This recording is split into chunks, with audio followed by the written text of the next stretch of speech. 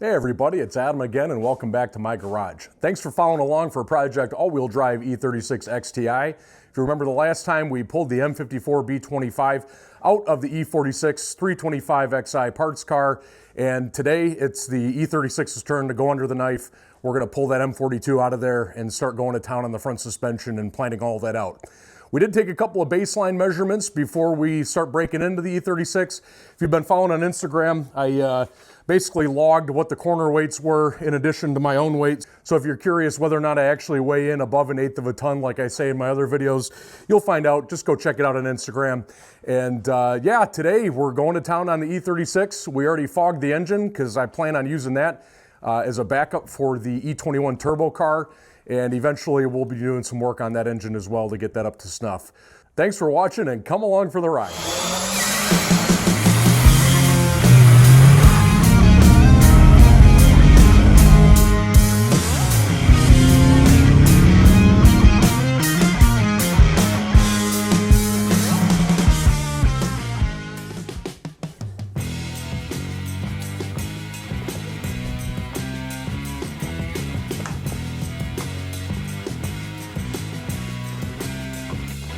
All right, so since we're going to be doing a lot of work underneath the hood, more so than just pulling the motor out on this, I'm going to go ahead and remove the hood first, and then we'll start removing the front bumper, headlights, everything up here. We're going to get that core support out of the way as well, drain all the fluids, and then what I'm hoping is that we can actually leave the transmission attached and kind of pull it up and out just by disconnecting the drive shaft and the back cross member of the transmission. All one assembly would be nice. That way we can just keep it all contained and I don't have to roll around underneath the car to get the transmission unhooked from the back, because those bolts back behind there are real tough to get at. But here we go. Okay, the first thing we're going to do, because this has the heated washer assembly on it, we're going to get the windshield wiper fluid hose disconnected down here on the pump. And I'm going to try to be extra careful not to break anything, because I plan to reuse a lot of this stuff, except for the hood, honestly, because as you can see over here, there's quite a bit of damage. One time back from my buddy Chris's wife's baptism, it flew up in the middle of Saginaw, kind of in an interesting area of town. About a week after I had the windshield replaced, because I had cracked it when I was trying to fix the seal up over there where it's rusting. So we're going to end up going with a new hood. This will end up being a wall ornament or something like that once we get it off. Some little Phillips head retainers up underneath here that hold this noise dampener insulator on there. And here I was thinking that there'd be a connector down over in the corner for these windshield wipers, for these washer nozzles, but the connector's actually up here. So we're going to take the pad off far enough to let us get at those connectors for the heated washer nozzles, and basically we're going to disconnect that from there and remove the fasteners that actually hold the hood on here in a second. Another thing you'll notice is the stock color on this car is actually a violet Schwartz, like a purple color, and it was originally that. The previous owner had it painted to be this nice silver color.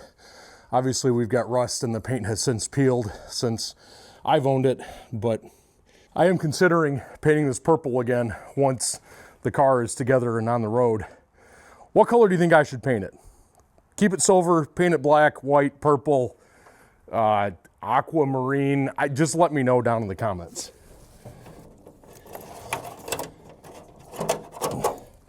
All right, I think we can get these guys out of the way now. That's good. And we're gonna go ahead and put our 10mm socket on the mounting points and get this hood lifted off. There's also a little grounding strap over here on the left. Want to take care of that as well. And of course, we don't want to lose any of these screws, so I'll put them in a safe place. I prefer the floor. Oh, God. Oh, this grounding strap was pretty well past its useful life. Looks like it was pretty well chewed up there. Before I remove the last 2 bolts on this side, I'm going to get the other side started, and that way we can basically just jockey it off without dropping everything all over the place.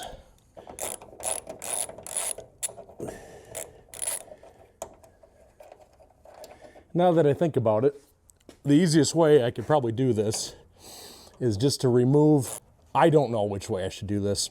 I'm just going to do whatever feels right at the time, and as long as I don't break the windshield, then I guess I'm doing it right. I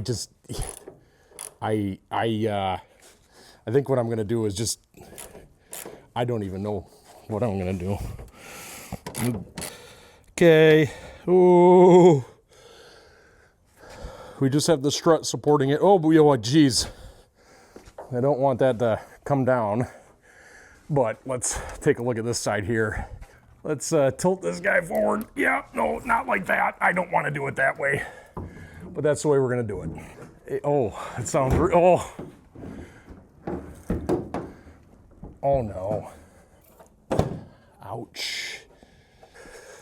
So on the driver's side over here, one of the side effects of the hood flying up was I had bent one of these brackets up pretty badly, and it's not rotating down out of the way like I want it to get at this. So I'm just going to remove, there's a little C-clip on here that holds the strut in place. We're going to knock this out of the way and basically just manually remove the strut,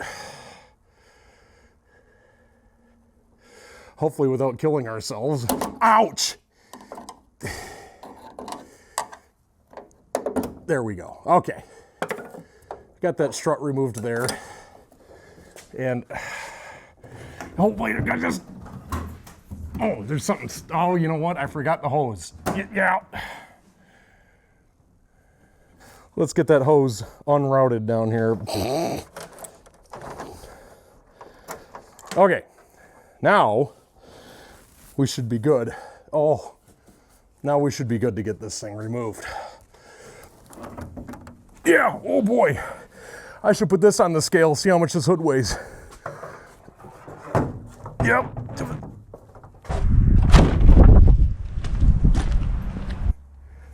Let me show you why the driver's side of the hood wasn't cooperating like it was on the passenger side. So this is the bottom side that mounts up to the corner down there with the strut, and on the passenger side it just opened up like that, you know.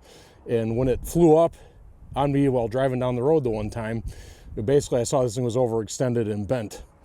Over on the driver's side here, there's actually a 10 millimeter bolt that kind of pins this together, which I was not aware of, and I thought it was just jammed up.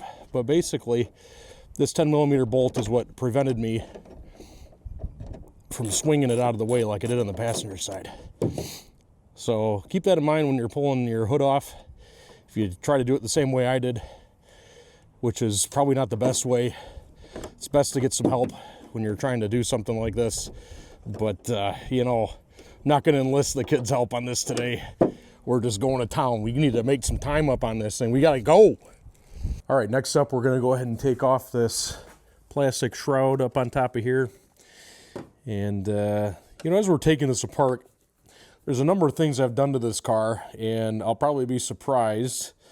But we'll take a walk down memory lane together as I take apart various things that I've modified on this car.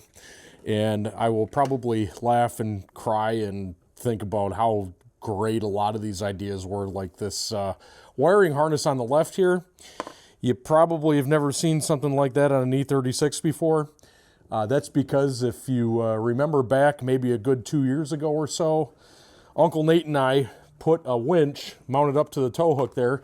We took this car off-road, and I would say that was really the inspiration for making this thing into an all-wheel drive beast, turbo beast. So go ahead and look back at my old videos. I'll put a link down below back to that off-road logging trails video where we got stuck and we got to put that winch to work.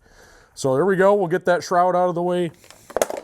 And next up, we're going to go ahead and remove the headlights on here as well. So these are glass bulbs on here. Back when I bought the car, they were the hazed up, real bad plastic, and I decided to go ahead and put some HID glass headlight bulbs on there. So we'll want to be extra careful with how we pull this thing apart. Make sure that we don't break those super expensive glass headlight bulbs. So we've got an 8mm socket that goes on here, and got another screw down here as well.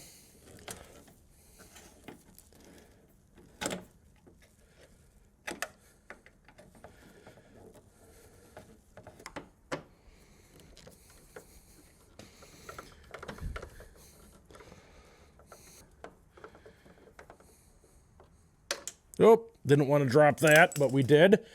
That should be it for this guy. Oh, yeah, well, just slide on out of there. Come on now, Carl. Let's go here, girl.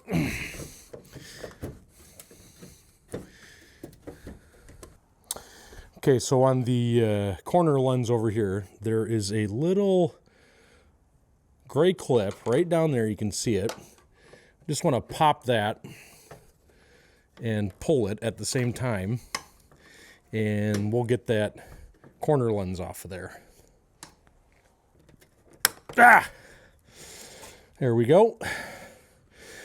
We're just going to disconnect that bulb from it there while we're at it. And then this should slide right out now. Yeah. I mean, it should slide right out. I guess it won't. There we go. All right. And she's free. We'll set that aside in a place that's nice and safe. And let's turn our attention to the driver's side. There we go. Ooh, uh-oh. Dropped something down in there. Probably a screw. Yeah, there it is. That's it. I'm the boss. Headlamp number 2. All right, next up, we're going to go ahead and remove the whole front bumper here, down here, underneath the nose piece. Once we get the front bumper off, there's a screw back here it'll give us access to, and then we'll just disassemble the whole front kidney grill area here after that. We've got a 13mm down here, and a broken wrench.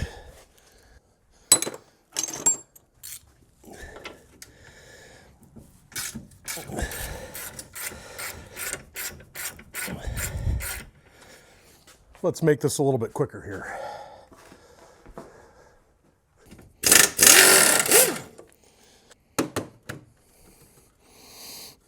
Peel off this piece of plastic very softly. And 2 more of these guys here.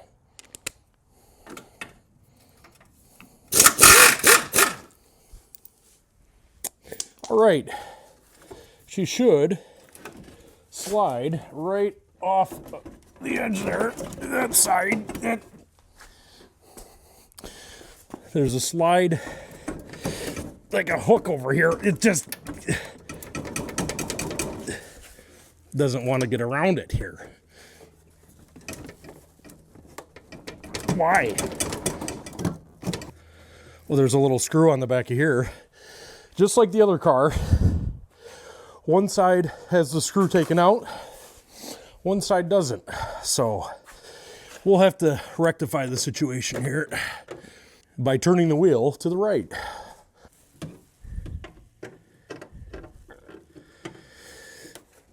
And not quite. Oh, there's another. Oh, some more screws holding us up over on now underneath there. Oh, well, we broke that one. Yeah. Nice to have these fusible fasteners on here. Yeah. Because when they rust in like that, they just break off easily. Now what do we have? got a piece of the ductwork hung up over here now too. Oh boy. Oh boy. We'll take care of all these when we put it back together. And that brake duct wasn't doing much underneath there. I'm very impatient. I don't have time. I don't have time to waste.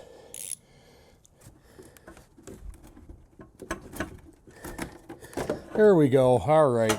Oh, geez. And the bumper is free. Oh, geez. Next up, let's go ahead and get these screws out from underneath here. So the thing to keep in mind, as you saw when I pulled the bumper off there, check down underneath there. As you can see, there's a couple of different screw locations down at the bottom there. Obviously, I missed those. I'm missing a couple of pieces down there too, but it's best to check underneath before you start yanking this thing apart. You don't want to break those plastic pieces, especially if you want to reuse them. So we're going to go ahead and look at all the little fasteners underneath the nose piece here as we take that off. Well, it is suffice to say, taking the front end of the E36 apart, there's a lot less of these little fasteners getting in our way. And I think the main difference is obviously the E46 kidney girdle is up on the hood, and on the E36 it is obviously down here. They have this whole separate nose piece for it, but we'll get there.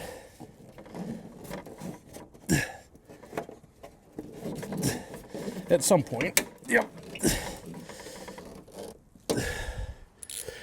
Why is it whenever you mess with these ratchets, it always ends up being the opposite way? By the time you put it underneath there, the little switch flips on you, and it goes the opposite way that you want. I don't know. All right, there we go. And there's a bracket up on top of here. Looks like we have a couple of fasteners coming around there that hold this guy on. You got two up top here. You got some Torx heads up here, and then it looks like you got maybe a 12 millimeter on the side here that we're gonna have to come in from the side to get at. So up on the top here, you got a T27.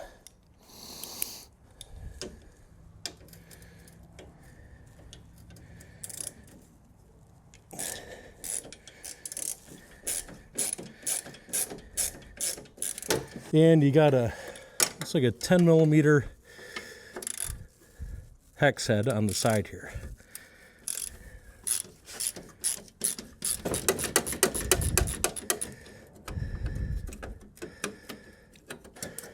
Yeah. Oh. Over on the driver's side, same situation here. So we got the two screws back there holding it in.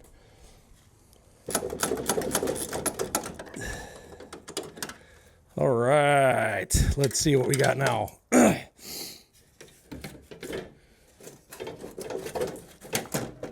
There we go. And the front nose piece is free. We got a piece of plastic hanging out here that looks like it just was a part of something bigger before, but is now separate. That I can't tell how this thing is attached, but I don't want it on there anymore. Oh, look at that. Looks like we got another 8 millimeter up on top of here. You know, these projects just go so much easier when the parts are already cracked, and eventually you can just get to a point where you just rip the whole thing apart just because you can't figure out what goes where. Like this up here, there's a cracked piece behind this. I don't even know what's going on with that. But this, oh, interesting. That kind of holds together our whole latching mechanism there to the nose piece. and to the core support. Interesting. All right, next up, we're gonna take off the front little bumper supports here, and then our core support will likely want to come out of there. We'll see what happens. It's back to the T12 here over on the side.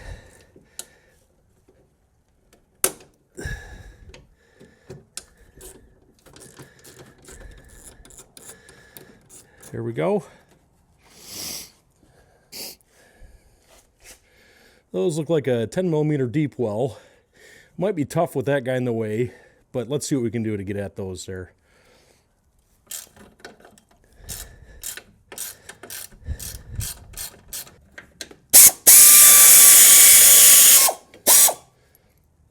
There we go. Bumper shock. Now, passenger side O.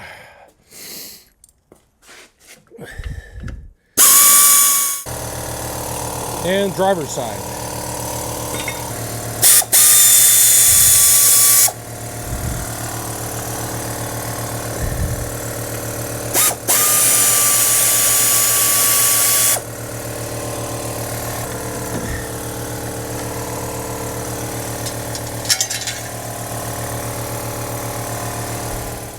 So I have to admit, and kind of take back something I said earlier, the front of the E36 coming apart, there's a heck of a lot more screws and intricacies on this thing than there were on the E46.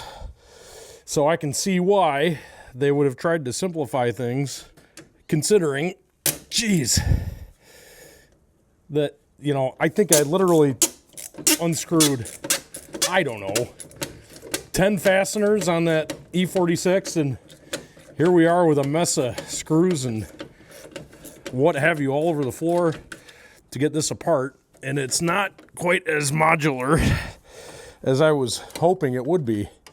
My goodness gracious. But that's why I'm doing it, so you can look at what I do and learn from, obviously, my mistakes. Yeah, just like that. So there's our hood latch mechanism, which feeds all the way up inside of the, back to the firewall. So we're just gonna let that sit over there. Okay, what else we got here? There we go. We finally got this broken plastic piece off of the driver's side here. Look at that. I don't even remember seeing one on the passenger side there. But what's next? Oh,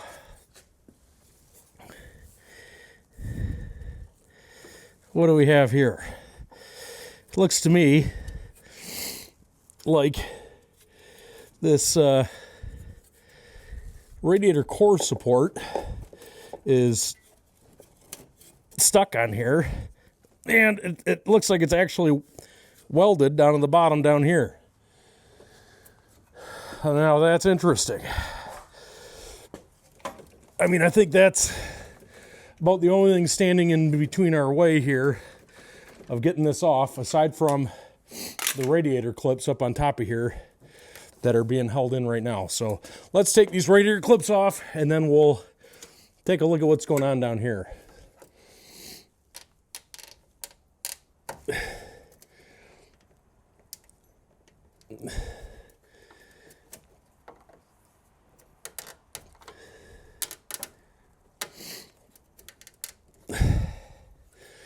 There's an arrow up here trying to tell me something, but obviously I'm not smart enough to figure out what it's trying to tell me, so we'll try to get it off without breaking it. All right. I think... Oh, there we go. Well, you know, I just shoved the screwdriver down into that little window there, and it did something, but not everything that I was expecting. I think there's just a little bit more. We got there we go. So there we go. Let's take a look over here. Driver's side came off much easier. Okay. So we've got the condenser connected down here as well. Same kind of situation as what we had on the E36. This doesn't have any pressure on it either, and I know the AC on this car really hasn't worked in years as well, just in practice. So in order to get this condenser off of here, we're going to go ahead and disconnect this line up top of here, and then they both go down to this manifold down here. So we want to disconnect the bottom side Allen screws on this here. We're going to disconnect the AC condenser there. Yep. Nope. Don't want to break that off in there. Let's see what she's like up top of here. There we go. Yeah, she's as bad as the other one. Oh boy. Well, that's not a good thing. That'll be fun. So let's go ahead and just coat that with some penetrating oil there. And maybe by the time we come back at it, we'll be able to get that loose. Let's turn our attention over to these spot welds down here. Like, that's interesting. That is really interesting. We're gonna go ahead and drill out those spot welds here to get the rest of this cord support up and off of here. We're gonna center punch this spot weld down here. It's kind of hard to see how it goes together. That and this hose is in our way.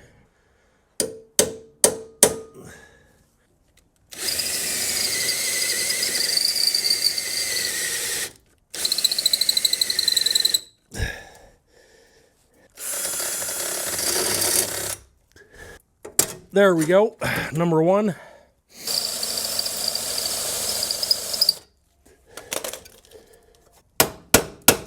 There we go. All right. Now it looks like we've got some wiring harnesses that come across the front here too. So let's get those unclipped there, and hopefully by that time we've got the penetrating oil doing its job.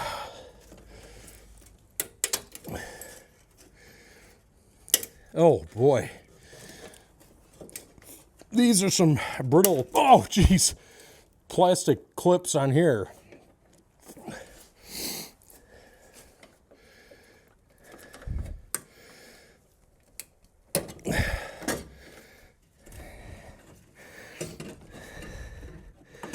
All right, it is literally the condenser and, yeah, just the condenser that's holding us together here right now.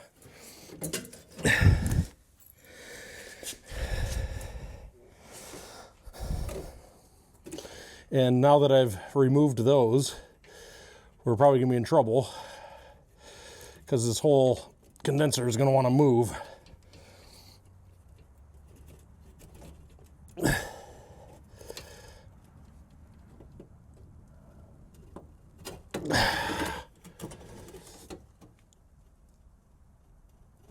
Nope.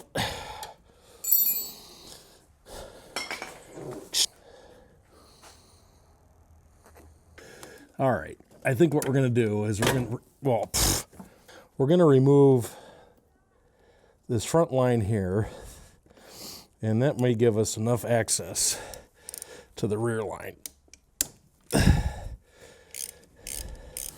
Yeah. Do you take all of your engines out? Pretty much. Yep. Just Well, I think I'm gonna have to take this coil box out of the way. So let's take a look at that. And we also got that front line off the compressor off down there too. And hopefully this will give us just enough space that we can get at that back line, and that'll allow us to disconnect the entire condenser with that one line still attached there.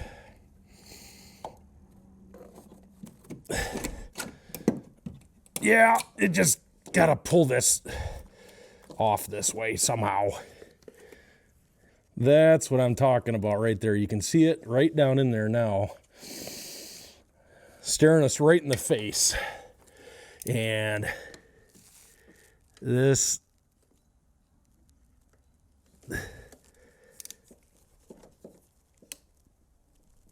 is going to be tough too. Ah. Oh no. Not good, not good. Whoa, there we go. Okay. Now we're talking. All right. That's what I'm talking about. Hallelujah. Come on here, Carl. There we go. And the core support is free. All right. That connection is probably where we had our AC leak.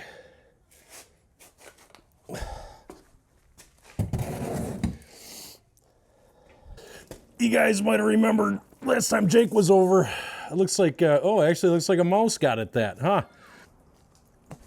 All right, well, that's draining out there. Let's go ahead and get some of these auxiliaries disconnected up on the top of here. We'll take the air box off of there. We're also going to disconnect the winch wiring in that system over there. And by the time we get that done, hopefully she's done draining here. And then we can work on just disconnecting the radiator hoses. You know, let me know down in the comments, when we're all done doing this all-wheel drive swap, do you want to see the winch make a comeback? Or should we just leave the winch off and let her rip as all-wheel drive? Will we even need the winch ever again because of the prowess of the E36 all-wheel drive system? I don't know. Maybe we'll do a couple of trail runs, see how that fares, and if we still need the winch, then this whole thing was just a big waste of time anyways. And all of that work just undone there. That's it. The winch will come back someday. The original ECU on this bad boy, same VIN number and everything. She's held together pretty good. And take this battery right out of here, put it right over here on the trickle charger. Now we can see what we got going on down here. This harness, I have a feeling, is going to be getting in our way and causing us, you know, just a little bit of complications as we navigate everything going on underneath the hood here. All right, let's get this radiator off of here. Oh, yep. The fan wire is the thing that's gonna hold us up here. I should have paid closer attention in high school. All that calculus down the drain. All right. Well, now we're talking. All right, everybody. At this point, I think we're gonna take a little break here and come back at her tomorrow. But basically, we got the whole front end disassembled. Front radiator core support is off there. We got the radiator drain, AC condensers off there as well. Tomorrow we're gonna come back at it, get rid of the wiring harnesses, take care of the power steering fluid, and whatever else is holding us back there. And then we'll have to go underneath the car to get the transmission unhooked in the back and hopefully slide her right forward. We can figure out what we're gonna do with this harness to get that out of the way. But made a lot of headway today. We're gonna come back at her tomorrow. All right. All right, boys, we are back at it again, day 2 here. So first thing I'm gonna do is I'm gonna take a look at this harness, figure out how to get it out from underneath that side, get this out of the way up front here, because it's pretty well integrated with the passenger side of the car there. And then we're gonna go ahead and remove this whole apparatus here at the top of the, kind of by the wiper, by the windshield wipers here, to get the engine harness out of the way. And we're gonna go ahead and drain out the power steering, get everything out unhooked, get everything unhooked over here on the driver's side as well. And that should pretty well tidy us up underneath the hood here. And then we're gonna go get underneath the car and unhook the transmission cross member, as well as the drive shaft and the shifter. And hopefully at that point, we'll be able to remove the motor mount nuts there and get this thing yanked straight out front and try to keep the transmission, everything integrated with the engine here, so we don't have to navigate getting those bolts around the bell housing out of there too. But I think if we get all that taken care of here, we're gonna be able to yank this motor today. So there's a bunch of wires coming out from up over here, I think mostly for AC control. There's this hood open close switch, also with the AC sensors down here, and we've got a grounding block over here as well. So I think what we're gonna do, just kind of trace these wires back here and figure out where they're coming from. So these two connectors here, we've got this grounding strap, we've got this grounding block over here, basically a barb that these things are switched on there, and oh, look at that. All right, well, we can get the whole headlight harness and everything out of the way here to the right. That's good. I was worried that we were gonna have to chase these back into the firewall here, but we'll get these guys out of the way here as well, and we'll get them tied back over here underneath where the battery compartment is. I think what we're gonna do too, just to give us a little extra room here, we're gonna go ahead and remove the washer tank. And this piece that you see sitting on here, that was actually for the HID light bulbs into the headlamps, but we'll get this out of the way. And once we put everything back together, we're gonna keep the HID beams there, but we're gonna figure out a better way to mount these up so we don't have just two-sided tape holding her together here.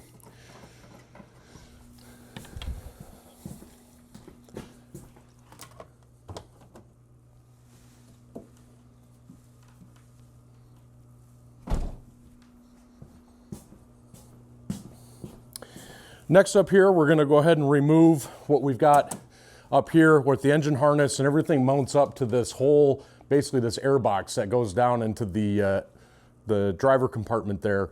And we'll get that moved up and out of the way if we can with this harness, and then we'll start working on the fuse box over there. Okay, so there's a couple of plastic tabs up on the top here. Push those, get those guys out of the way. And looks like we got a rubber seal kind of coming around here too. Let's just get this guy moved out of the way. And looks like a couple of probably 6-7 millimeter screws there holding this harness on here too. But I guess before we go at that, let's just see what these snaps get us here by removing these guys. I don't want to break any of this. There we go. All right. There are two Phillips head screws up on top of here where our engine harness looks like it mounts up. Yeah, she's lowering out there. That's a good sign. Okay, and let's see what we get here.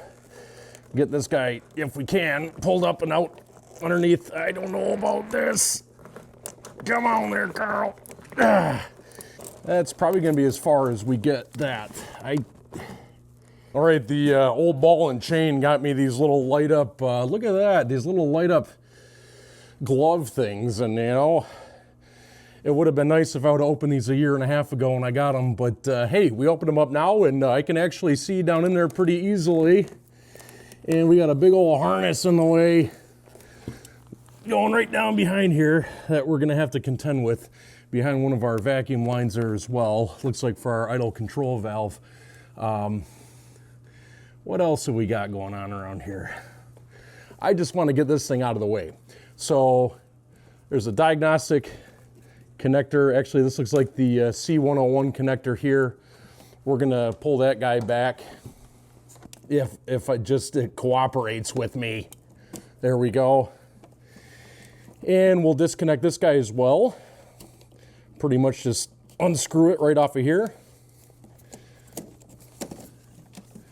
And another, we got a diagnostic connector down here that Jake and I were messing around with back when we were trying to figure out what that tact signal looks like. We'll get that pulled off of there. There we go, nice and up front here. And we got the whole fuse box connected up here with these relays. We're gonna go ahead and just disconnect these relays off of here as well right now. And we also have a B+ line that probably goes right down to the starter from there. Let's go ahead and take care of that. Got a 13 millimeter up on top of here. Oh, she was on there nice and tight. Now, one of the things I'm gonna have to figure out when we drop the M54 in here is the ECU on the M54 was also mounted up over by the fuse box, whereas on this E36 it was mounted up over here on the left. When I make the engine harness, or if I can find one that's maybe off the shelf for the M54 connecting in with the E36 body, I'm assuming that ECU is going to go back over there. But for now, we're just going to take care of getting this engine harness unhooked here and out of our way. Yeah, it looks like some of these got a little warm at some point. But you want to pull back on these guys, these little clips up on top of here, and basically slide them out of here. There we go.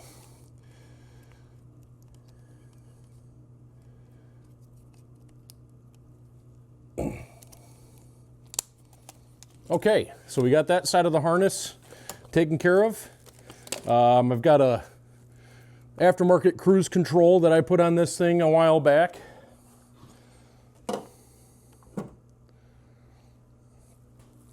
Let's get this cable off out of here.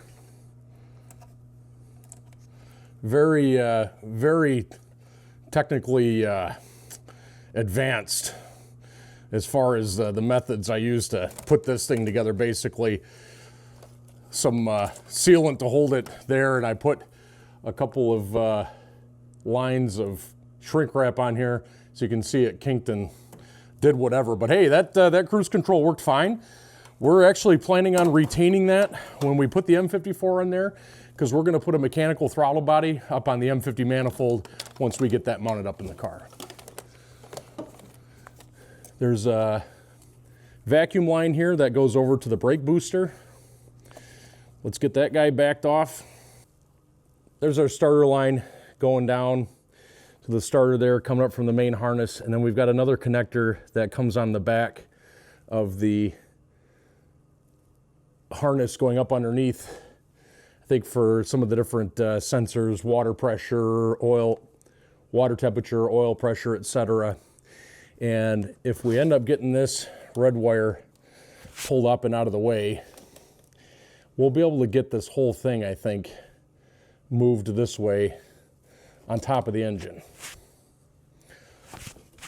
All right, I tell you what, while we let the old subconscious soak on how we're going to get this large red wire off the back of the starter there, I'm going to go ahead and remove some of the power steering lines and so forth down here. I think we'll be able to get at those pretty easily. Let's get that out of the way, and let's think long and hard about how we're going to get that red wire off the back of there.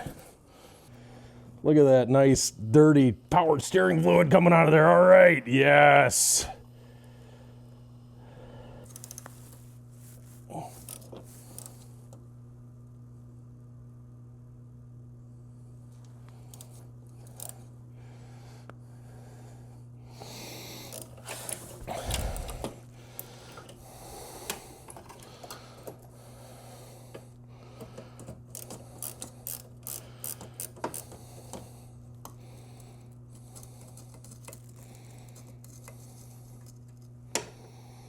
You know, all in all, for how rusty the rocker panels are in this thing, the frame rails up front here and everything up front seems to be pretty clean, which is a good sign. When I bought this car, the guy said it was in Florida most of his life, and he had driven it up here, I don't know, 2010 or something like that. And basically I had started driving it in 2013 in the Michigan Salt here, and it was otherwise a pretty clean car. And you know, right about when I decided that was enough and we would just kind of park her and leave her only for long trips in the wintertime duty, it started to get some pretty bad rot down on the rocker panels, as you've seen in some of the other footage from the project here. But yeah, in general, I think the rust on this car is not too bad. It should just be cosmetic body work. But I guess we'll find out when we start tearing into the bottom down there whether or not we've got some more gnarly things to take care of as we execute the project here.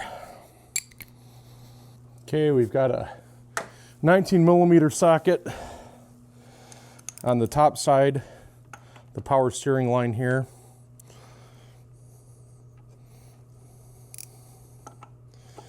It's also worth mentioning, I think all the oil that's been just spraying around underneath the hood here for the last, I don't know, 30 years, geez. 1995. I think she's pretty well worked as a rust prohibitive just on its own. There we go. So my guess is this is like a 22 millimeter down here. Could be a 21 millimeter, I don't know. But I found a 7/8 socket that seemed to fit it fine. And there we go. We got that guy off of there. Nothing like getting a bunch of power steering fluid on you in a nice cold winter morning. Yes. All right. Got those out of the way. All right, we've got another, this other heater line that's kind of coming up here to the front. See if we can get this off of here without breaking anything. There we go, look at that.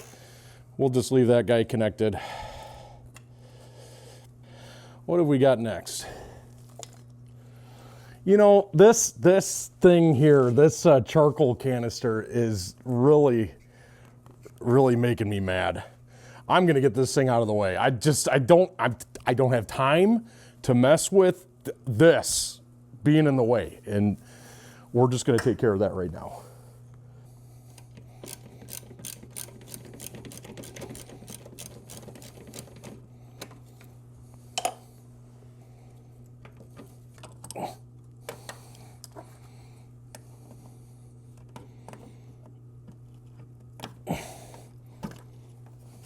All right, that charcoal canister is out of there.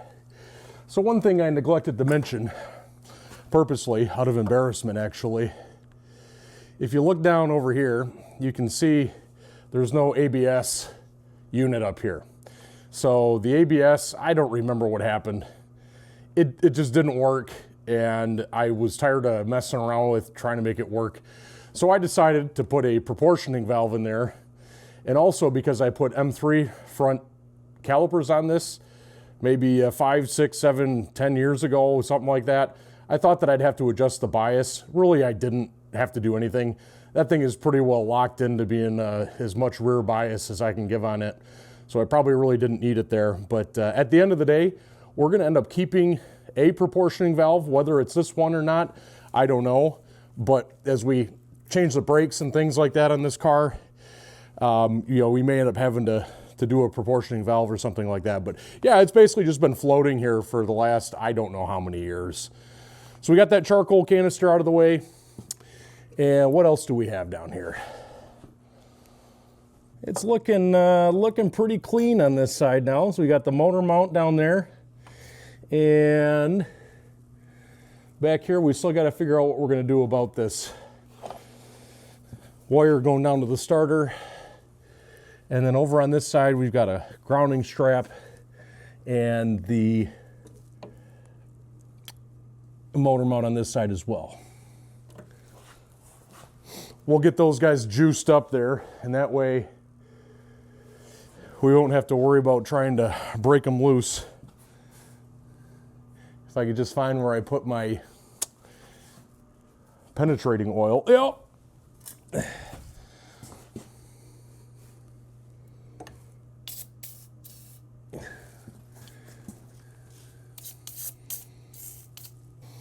Okay, you know what? We're gonna take this this heater line off of here, and I think that might give us a little bit of access to get back at that starter wire back there.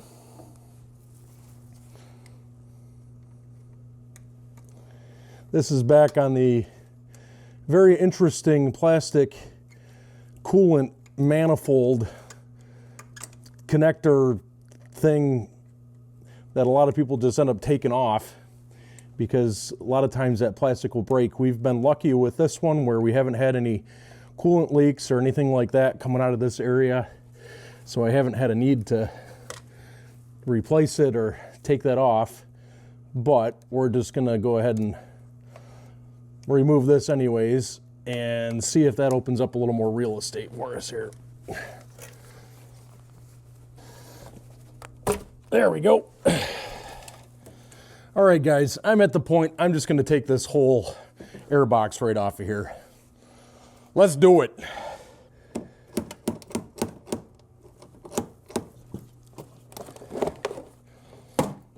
Yes. Yes. Ah. Wow, that's interesting.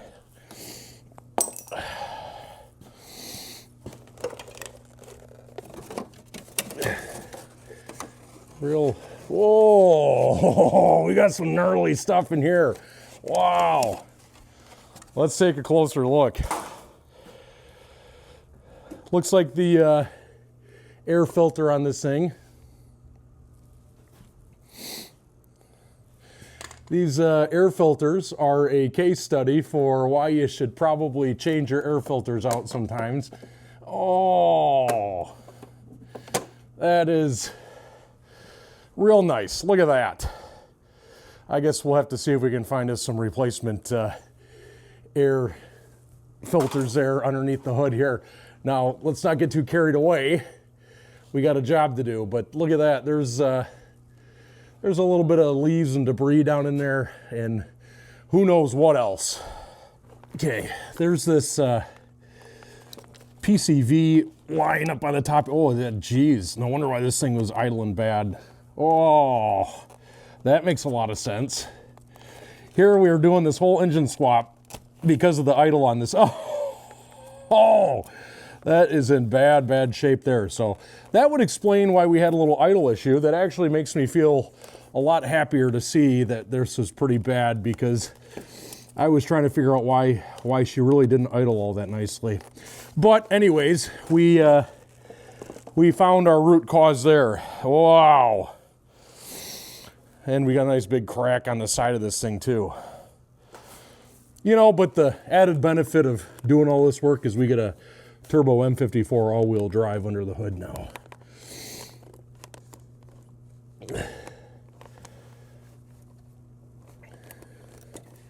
Trying to feel, there we go.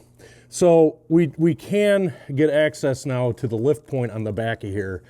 It'd still be nice to get this harness up out of the way, but there's a whole other huge box in our way there too. But the good news is I think that pretty well takes care of, nope, we got to get this heater line disconnected up here. Passenger side, okay. So we got another grounding wire right here coming up to the top, and then there is another grounding wire, just like on the E36, down by the motor mount down there, right next to the motor mount. So let's get those two things taken care of. And then I think we'll get the throttle cable removed, and then we'll go ahead and climb underneath the car and start going to town down there.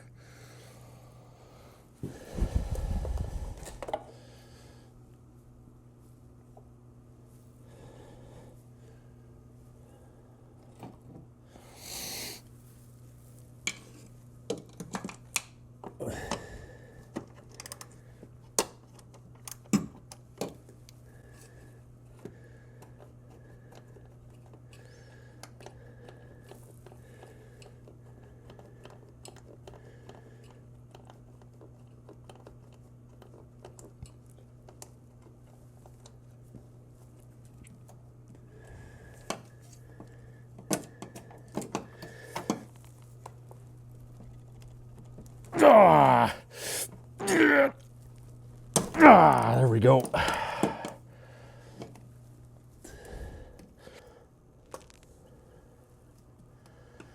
Okay, we'll put this next to all the other important nuts on the ground over there. And we'll just get that guy right out of the way. Oh, there's another. Yeah. We'll find that someday. Okay. Let's just take off that motor mount nut while we're at it. Oh, well, I don't like this. Yes. Oh. Here we go. Let's hit up the driver's side. Time to bust out the heavy artillery here.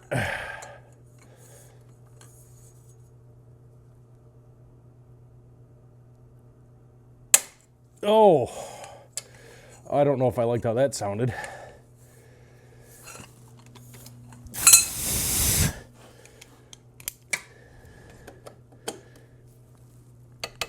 Oh no, no, not good. That top of the motor mount is spinning in there. Now we have to improvise. This is gonna be fun. You know, oh yeah. Good.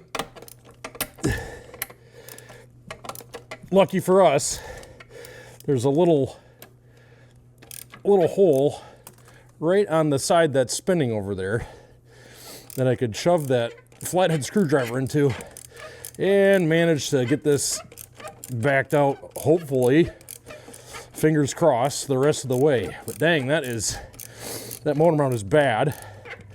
And actually, now that I remember it, this had a broken motor mount on it at some point. I don't remember when I noticed, but I believe it was on the passenger side.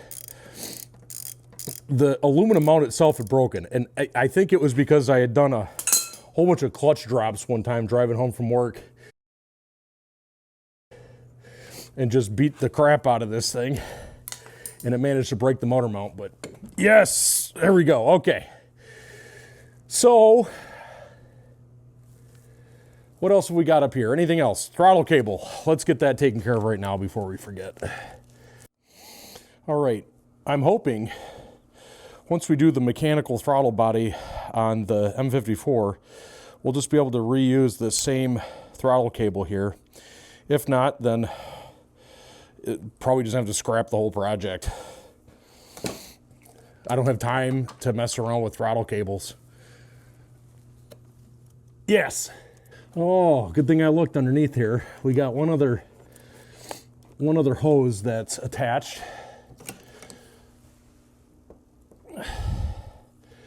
Right down there.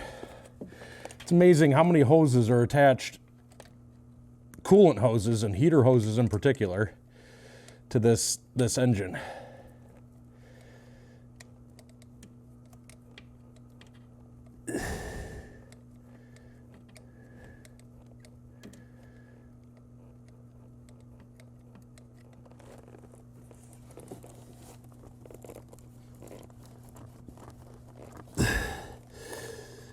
All right.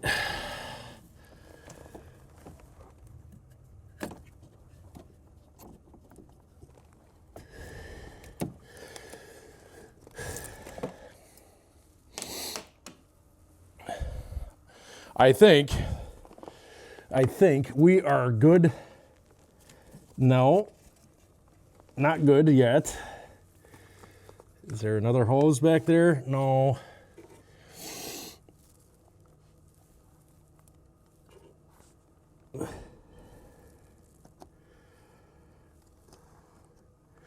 Something I didn't think about is how I'm going to remove that exhaust manifold or whatever else in the exhaust before I pull this thing out.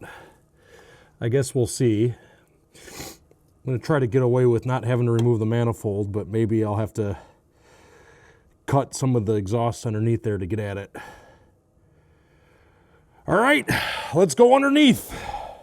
You know, it's been a minute since I've been underneath this thing. I guess we'll see just how bad the rust is. And if we decide the rust is too bad, we'll just scrap the whole thing. Yeah, just keep doing this first. Another thing we're going to do in a future episode is after we get the front stripped down here, and maybe while we're thinking about how everything's going to go together, I will be dropping the rear subframe at some point so we can get the Z3M's diff put up in there, in addition to clean up the subframe and everything else. Wish me luck on this jacking point back here. This looks like about the only one that's in good shape. Oh, seems to be doing all right.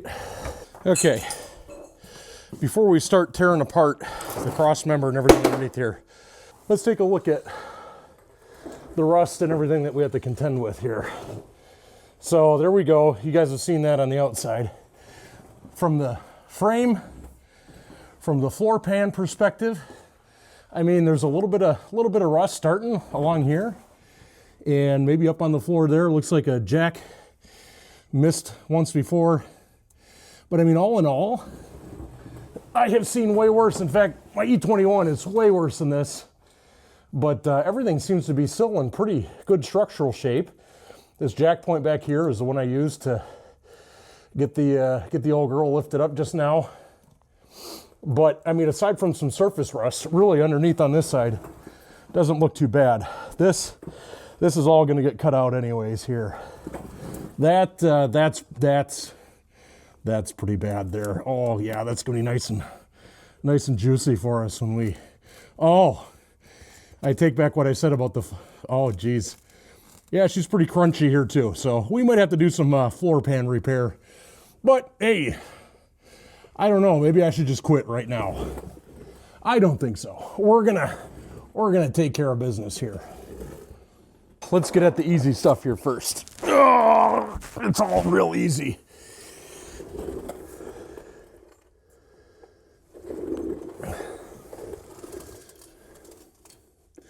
So up underneath here, we've got the clutch slave cylinder. Basically 2 nuts that hold this guy on here.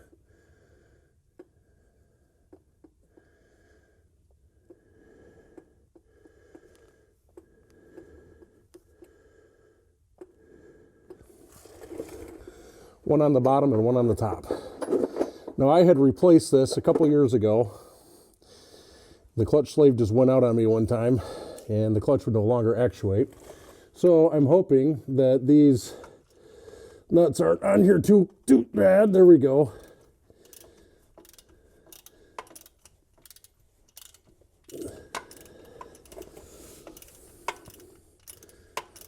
And we'll get the bottom one off here, get the top one off, and just pull it back and let it hang down. Contrast this with the clutch slave that I had to replace on the LS6 Sonoma, which is one of those combination Pizza Hut and Taco Bells. That basically is the thrust bearing.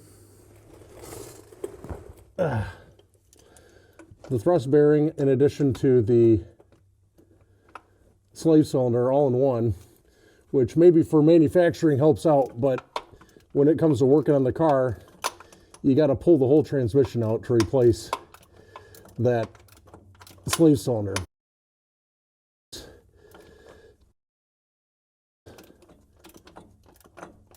So you go back in my videos, take a look, you'll see where we replaced the clutch slave, and basically I had to resort to putting her up on a friend's lift in order to get at that transmission properly to get everything back in the truck. But we put a remote bleeder on that too, and that's the best performing clutch I have in the fleet right now for sure. And she runs good. Even got that Sonoma out on the track one time. Even though she had towing duty that day, we managed to get her out for a couple runs, Grattan Raceway, and man, that thing was fun to drive. It also made me realize that I got a master cylinder problem on the E21 for the brakes on that, because with how stiff the brakes were on the truck and how good they performed, it definitely felt like a night and day difference. So that'll be another thing that we work on. Get that E21 tip-top shape for the next track day as well. There we go. Watch this. Look at how easy that just pops right out of there. And that's it. So we got that clutch slave off of there. That's good. Next thing we're going to do is work on getting this drive shaft dropped down and moved out of the way so we can get at the shifter linkage. And then we're going to take a look at the exhaust manifold over there. All right, so one of the fun things about this is sometimes it's just not lined up perfectly, so we may end up having to go and turn the tires to get this thing moved around appropriately. But basically, we're going to take it off. We're going to leave the Guibo on there. We're going to take it off at this flange here. And effectively, we got to remove the 3 nuts around the outside here. And hopefully we'll get enough motion shifting it backwards that we'll be able to drop it down by taking that center bearing carrier off back here in the rear as well.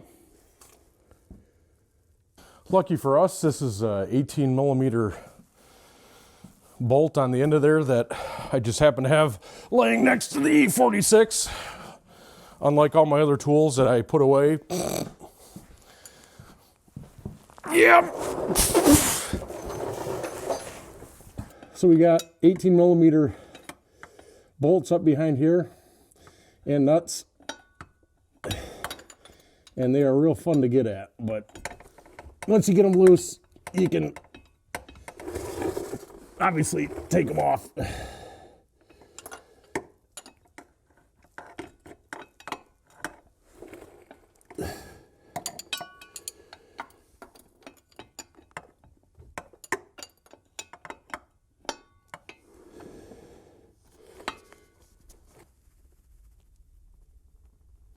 Yes.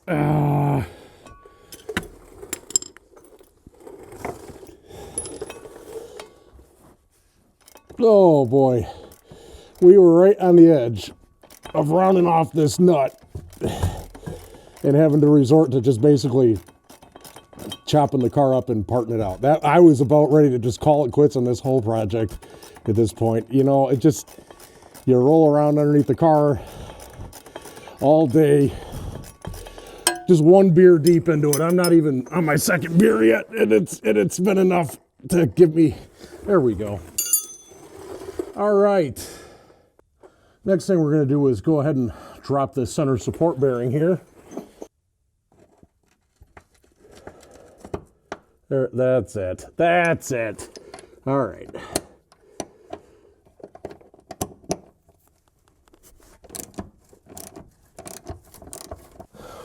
Well, we got the Guibo loose underneath there, but everything else that we had to do, I would have had to censor so much that YouTube would have taken it down. So we're going to come back at this again after a couple more beers. All right, boys, we're back at it for another day, but we're 10 times smarter today because the way I'm going to attack this is I'm going to go ahead and get that shifter disconnected underneath there. And once we get that shifter dropped or pulled out the top up inside here, we'll get that out of the way, and then we'll get the exhaust unhooked, and then basically it's the cross member mount for the transmission.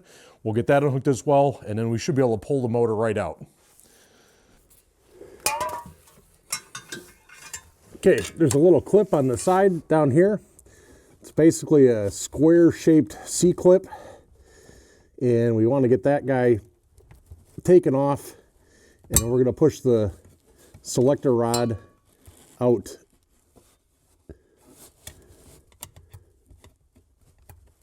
of the bushing underneath here, and that ought to free up the shifter for us.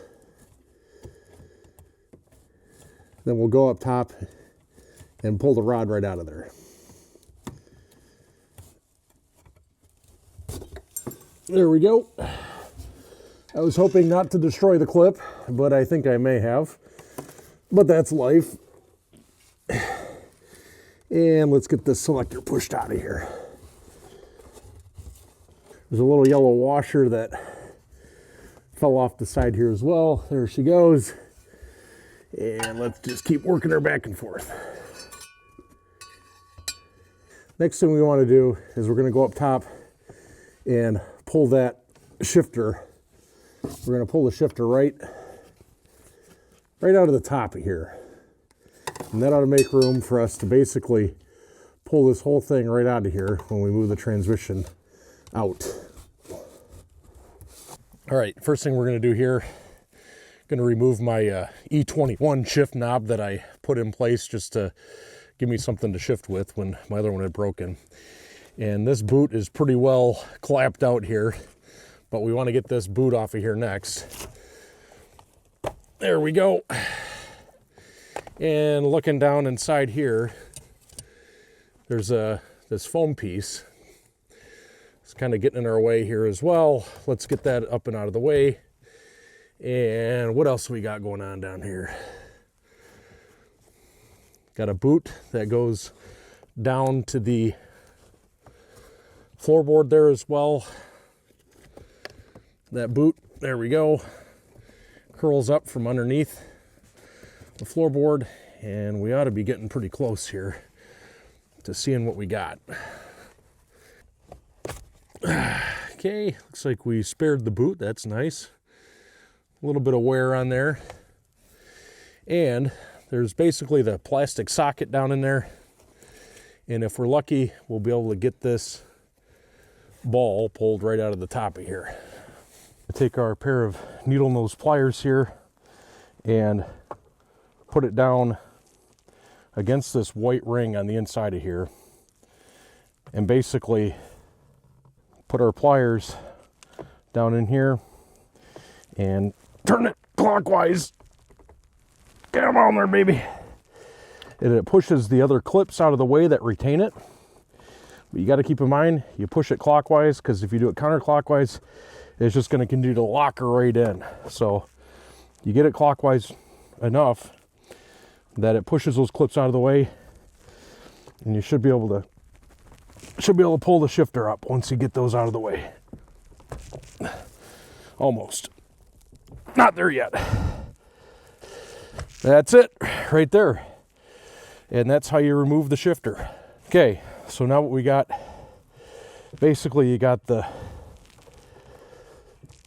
actual shifter mount here still hooked up to the front of the transmission. That's way up underneath there. And then it basically pushed into a bushing that's mounted up underneath the body, up underneath the floorboards back this way. Once we start pulling the transmission out, we're going to pull it straight forward, and it should pull right out of that bushing in the back. Next up, we're going to look at the exhaust manifold bolts underneath there. There's a bolt up on the top.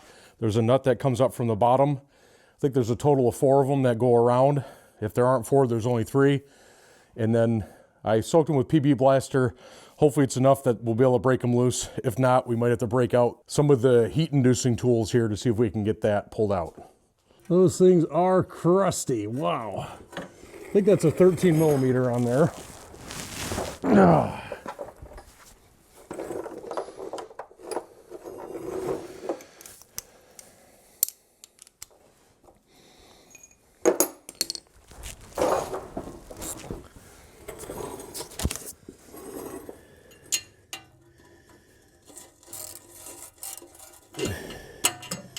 Those things are so rusted that doesn't even look like, they don't even look like a hex head anymore. But let's see. Yeah, that is pretty nasty.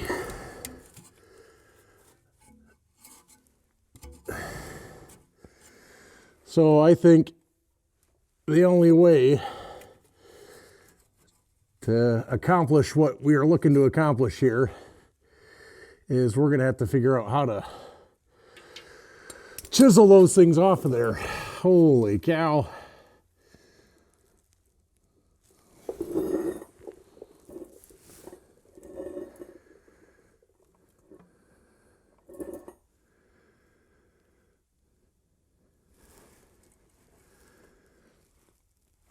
I think one thing I am going to do, though, I'm going to remove this cross member here. We'll get that out of the way.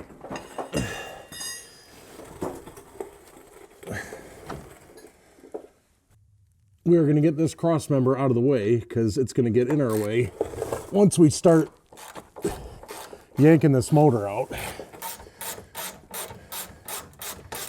Kind of interesting. There's another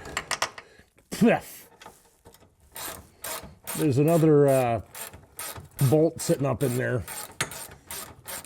Down a little ways too, so it makes me wonder if there's another cross member what else would screw into something like that. Might be something on another E36 model that goes in there. But for anybody who knows E36s, let me know what should hook up to this other bolt here in the cross member. Okay, now that that's out of the way, that ought to make our lives a lot easier getting this thing out. I'd be happy with just breaking it off.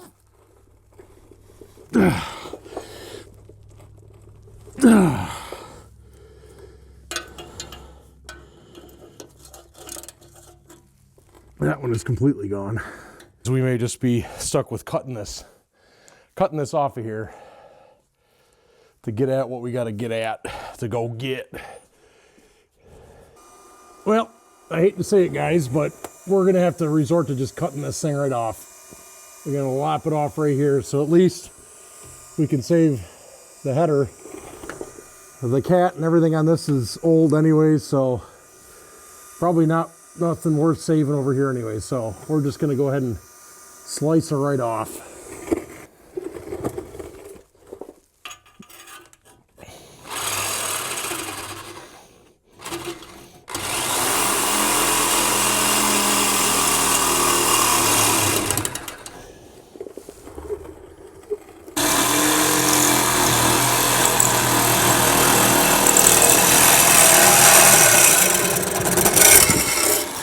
Hallelujah. Whew. Okay, so the next thing we're going to do is remove these two nuts off the top of here. These are actually slotted mounts on the back of the transmission. So once we get those off of there, she'll be sitting just on top of these bushings here. And once we start to pull her towards the front of the car and up and out, it should just slide right off of these bushings here. And then we should be home free.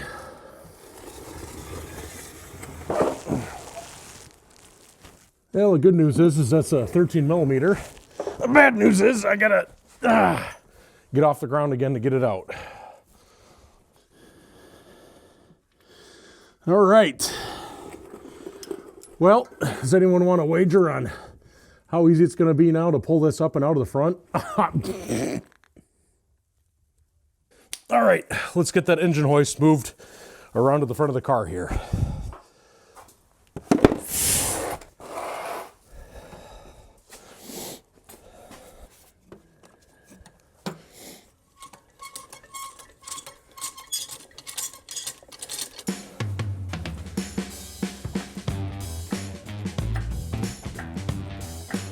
All right, got the engine up off of it there. Let's see what happens here. Oh shoot, we don't want to forget about the fuel lines on the side here. Yeah, that would be bad. Now that we've got those out of the way. Feels like the transmission is loose in there. That's good. But we're hung up on something. It's the oil pan down here on the steering shaft.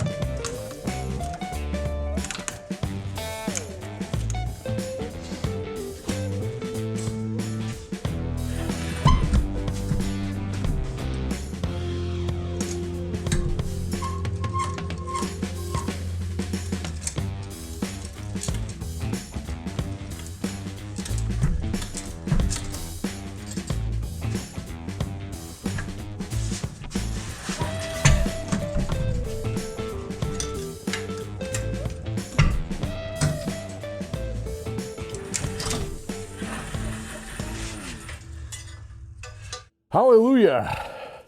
A Bemus M42 and the Getrag 5-speed.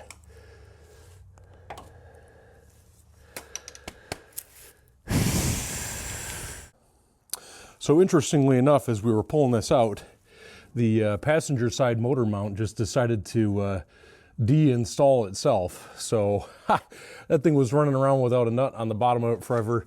Here's the driver's side. That thing was apart, so this motor really wasn't sitting on anything inside here anyways. That's kind of ridiculous.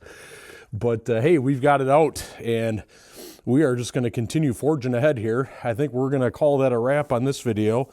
Want to thank you again for watching, and don't forget to hit like and subscribe down below if you want to continue following along on Project All-Wheel Drive E36 XTI. We've got a lot more in store, and next up we're going to be taking some measurements and stuff down underneath, comparing the two subframes as well as the two unibody mounting locations to figure out how we're going to get this all-wheel drive system mounted up, along with the M54, in addition to turbo and a whole bunch of other things. So thanks again for watching. Have a great day.